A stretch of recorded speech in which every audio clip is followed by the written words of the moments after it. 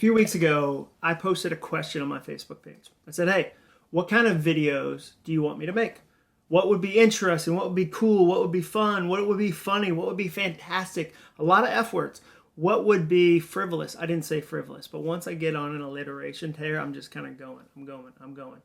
But I wanted to know, what do you guys want to see?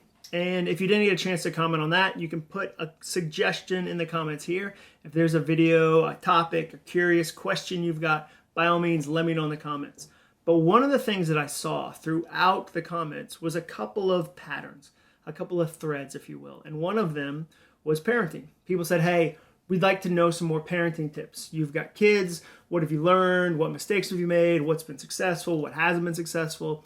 I thought that'd be a great idea, because I don't know that I'll ever write a whole book on parenting. I love to talk about it. I sometimes give speeches about it. I partner with organizations that support parents, but I don't know if I'll do ever a whole book. So maybe I'll do some videos around that topic. I've got a 14-year-old daughter and a 16-year-old daughter. I'm by no means an expert. I don't know if anybody is really a parenting expert or anybody ever really figures out parenting completely. But I've learned a few things in the last 14 to 16 years that I've been parenting our kids. And today I want to tell you one of the things that's been really helpful, especially because I'm already in a cool t-shirt. This is one of my favorite t-shirts. It's Johnny Cupcakes. It's a brand out of Boston. I grew up in Massachusetts, so it's close to my heart. But I absolutely love their logo. I'm not sponsored by them. I just really enjoy them. The logo is a combination of skull and crossbones plus a cupcake. That is double chef's kiss. I don't know if I'm supposed to do a double. That's probably a very dad move I did, but I am a dad, so I'm going to teach you one of the tricks that I've learned over the years. And I learned it actually in Maine. We were in Maine, Freeport, Maine, to be specifically, going up to Bar Harbor. If you've never been to Bar Harbor or Acadia National Park, it's amazing. And Freeport's a lot of fun because that's where the LL Bean headquarters is. And it's an amazing store with a huge duck boot and this gigantic store that you can just wander in. I love LL Bean. And we were there at a restaurant. And our kids were probably 8 and 10. And I remember my 8-year-old wanted a glass of water, and the waitress and the waiter weren't around.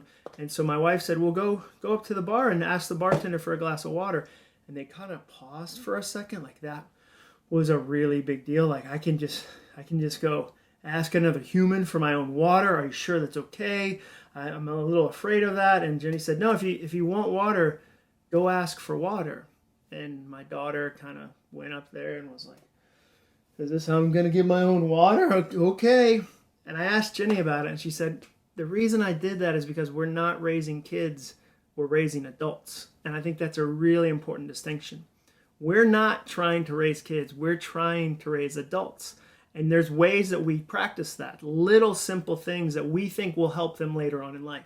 Little simple things like, when you need a water, you ask. When you're at a restaurant, you talk to the waitress, you talk to the waiter, you order your own meal. You don't whisper it to us. Like, as a 12-year-old, as a 14-year-old, you should be able to talk to a waiter and a waitress. You're going to see those people for the rest of your life. And so we try to find places for our kids to practice being an adult. They wake themselves up. Now, obviously, when they are 4, when they are 5, that wasn't something they did. But once they hit like 5th grade, 4th grade, middle school, high school, like, they are their own alarm clock. They are. And if they miss school, that's a big deal. If they're late to school, that's a big deal. But we're not going to wake them up in the same way that if I wake my 16-year-old up for school, in like 18 months she's in college, I'm not going to be there. Like, Lord willing, I won't be there going, hey, Angel, hey, it's time to greet the day. No, we want her to know her way around an alarm clock. So guess what we're going to do? We're going to give her years and years and years and years of practice so that by the time she's on her own, she's practiced being an adult. That's how childhood is. There's other things we do. They make their own lunch. If you're in high school and you're in Acuff, you're making your own lunch. Like, I might hide a note in it or something. Like, I get the being sweet as a parent. Don't hear me criticize that. But I want my 16-year-old, like, I don't want her going, my dad didn't pack me a cheese stick today. Shucks. I want her running her lunch. I want her running her schedule. The other day, Jenny, we were sitting around and my oldest daughter said, I need a haircut. And Jenny said, here's the phone. Here's her number. Go ahead and schedule a haircut with that hairdresser. Why? Because you want to give your kids all these moments to practice being an adult. I'd rather they practiced in the safety of our house than all of a sudden they leave our house and they have to learn 1,000 new things. And little things like this matter. I read an article that said kids today, like in their 20s, are afraid of the doorbell. They're like, what is that? Somebody's at the door? It's so awkward. Somebody's right at the door. What do we do? And part of it is they haven't practiced all these little social interactions that matter. So we're not raising kids. We're raising adults. And we're constantly finding ways to go, you know what? We're going to help you stretch beyond where you are. If you want a water, ask the bartender for a water. If you want a haircut, schedule your haircut. If you want to be on time to school, set your alarm. If you want to have a lunch you like, make your lunch the night before. There's all these little practice moments. So that's one of the things we're doing. And it's why, again, we're not raising kids. We're raising adults. And I think about that when it comes to things like kindness. I've had people say to me, and I've talked about this idea before, how do you get a kind 16-year-old? And I always say, you teach a 6-year-old kindness and then give them 10 years to practice.